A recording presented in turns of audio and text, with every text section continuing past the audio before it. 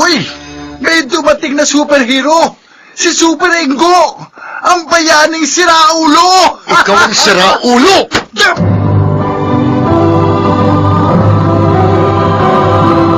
Handog ng DZRH ang dula sa kanyang panahon. May pagkakataong malalaman lang talaga natin ang halaga ng isang bagay o isang tao kung wala na ito sa ating buhay. Mga kaibigan, narito ang naging karanasan ni Ingo sa ating dulang sa kanyang panahon.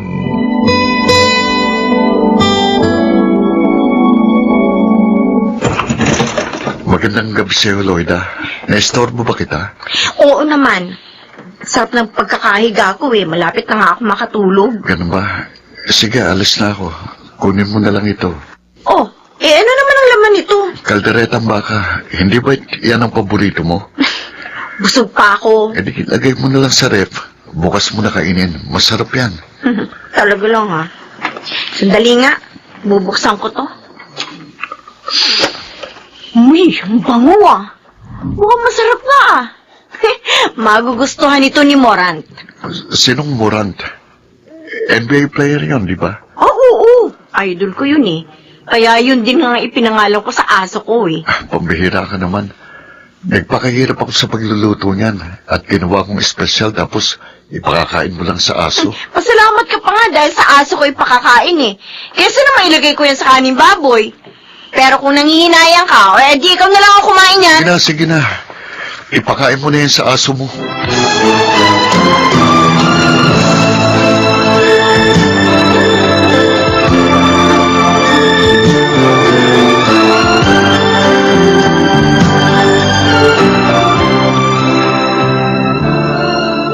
Kunwari ka pa, nakimuran po, ipapakain. Pagkatapos, ikaw rin pala lalantak. Ang sarap kaya nito. At saka isa pa, sinabi ko lang naman yung kay Ingo. Para naman, mawala siya ng gana sa panliligaw sa akin. Napakabait at napakatyaga niya si Ingo. Ano pa ba naman ang ayaw mo sa kanya? Ano naman ang magagawa ko, Nay? Hindi ko talaga siya type eh.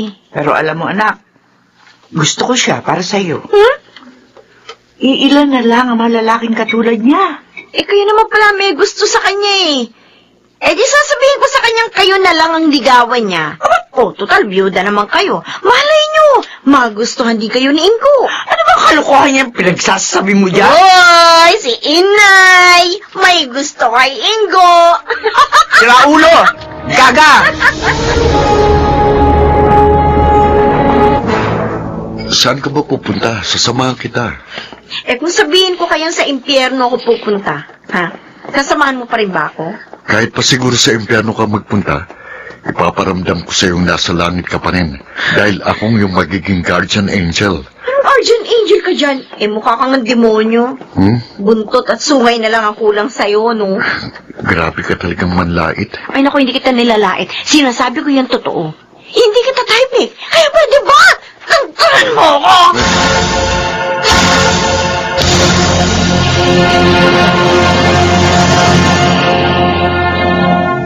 Sobra ka naman, Loida. Bakit tinapon mo sa basurahan yung bulaklak na binigay sa'yo ni Ingo? Umpisa ngayon, lahat ng ibibigay niya sa akin, itatapon ko talaga sa basurahan. Ay, grabe ka talaga. Ang lupit mo. Nakakapwisit na kasi. Ilang beses ko na nga siya binasted, pero ayaw pa rin akong tantanan. Oo, Loida, yan na siya. Loida, bakit mo naman itinapon sa basurahan yung ibinigay ko sa iyong bulaklak? Ang ganda-ganda pa naman, tapos ibabasura mo lang. Ganun ba? Huwag ka mag-alala. Babawi na lang ako. Ha? Reregaluhan din kita ng bulaklak. Hindi lang basta bulaklak. Espesyal pa yun. Ano namang klaseng bulaklak yun? Di yung bulaklak na may special design. Tapos may nakasulat pa. O hindi nga lang I love you ang nakasulat doon, kundi condolence. Bulaklak naman yun ang patay. Gusto mo na ba akong matodas? Kung po pwede nga lang na ipanalangin, sana mawala ka na sa landas ko eh. Toxic ka na kasi, Ingo! Nakaalibad-bara na ako talaga sa'yo! Okay, sige, suko na ako. Kung ang paglayo kong makakapagpasaya sa'yo, edi, hindi na kita muling gagambalain pa.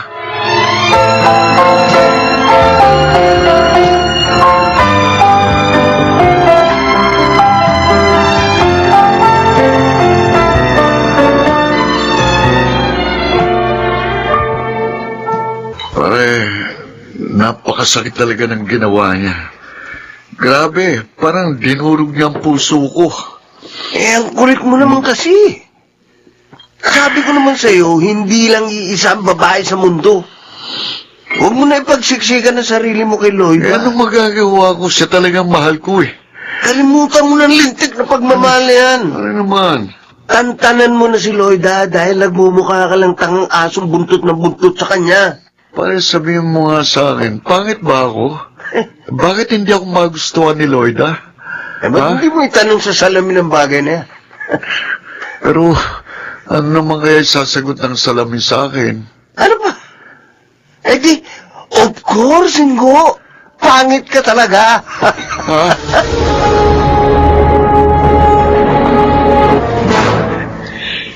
Ang hirap naman ng ganito. Nakakapanibago. Wala tayong mautusan. Nag-resign na kasi si Ingo bilang messenger natin eh. Kasi masyado siya nasaktan sa mga ginagawa mo. Ano naman ang magagawa ko? Nakakairita naman talaga yung kakulitan niya eh. Alam mo, Lloyda, baka mamaya dumating yung panahon. Hahanapin mo rin siya. At magsisisi ka sa pag-reject mo sa kanya. Oo, aminin ko nga.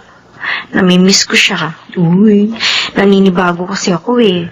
Para bang hindi kumpleto ang buhay ko kapag walang nambubwisit sa akin. tulog-kulong mo. Namimiss niya si Inga. Ay! Ano ganyan? Ito, wala yun. Naninibago lang talaga ako, no? Naku ha. Don't worry, Lloyda. Eh. Huwag mo nang hanapin si Ingo. Dahil narito naman ako eh. Susme, may bagong toxic sa buhay ko. Hindi naman ako kasing kulit ni Ingo. Kaya hindi ka mababadrip sa akin, my darling. Uy, my darling daw, Lloyda, oh. Ang haba talaga ng hair mo. Naku, ewan ko sa'yo, Egay. Darlingin mo yung mukha mo. Wala ka rin maaasahan sa akin, no? Dahil mas pangit ka pa nga kay Ingo. Grabe ka talaga. Sige lang, Lloyda. Laitin mo ko at balang araw, mas pangit pa sa akin ang magiging kapalaran mo.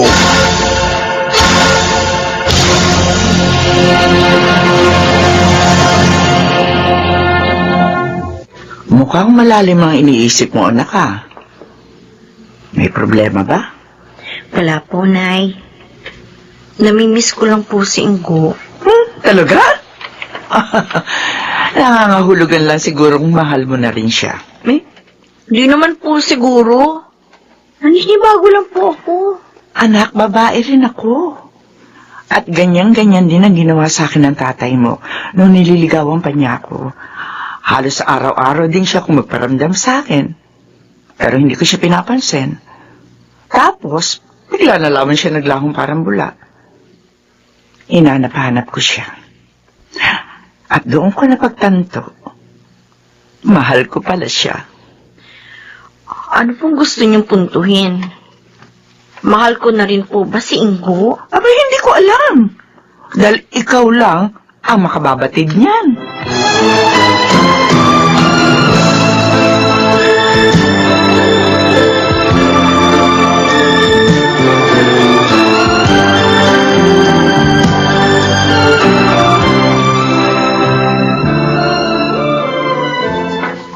Lloyda, hatid na kita.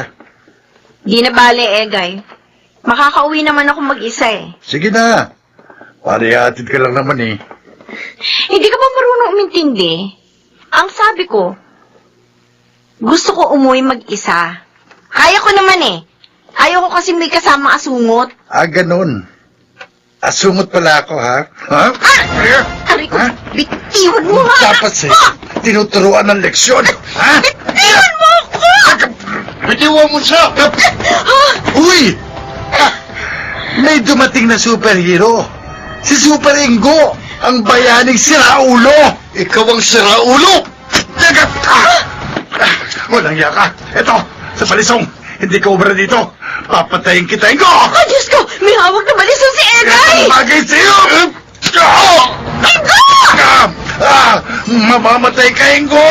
Mamamatay ka!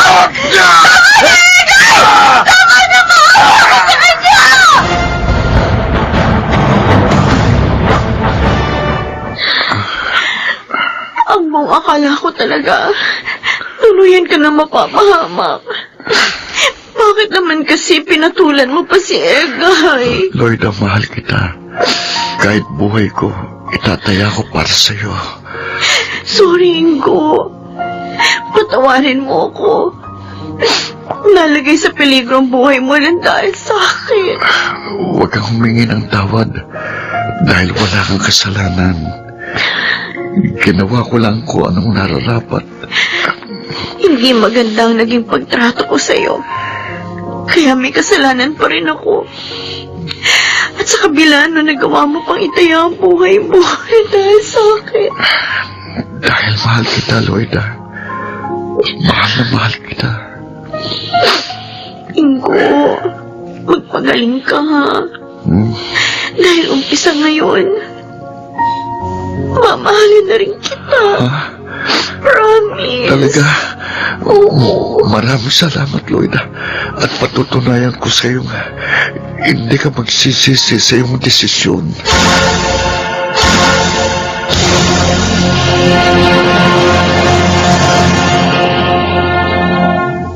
Kung sino pa raw ang taong hindi natin inaasahan, ay siya pa palang tutulong at dadamay sa atin sa kanyang panahon.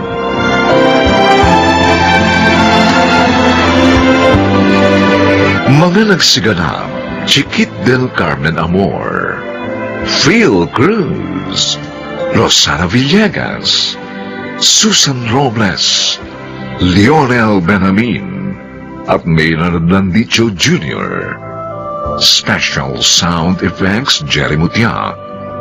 Technical Supervision Eric Lucero at Bong Muyar. Musical Scoring Buboy Salong. Ang kasaysayang ito'y mula sa panulat ni Toti Sandoval at sa pinagsamang direksyon ng inyong lingkod June Martin Legaspi at Bobby Cruz sa kanyang panahon.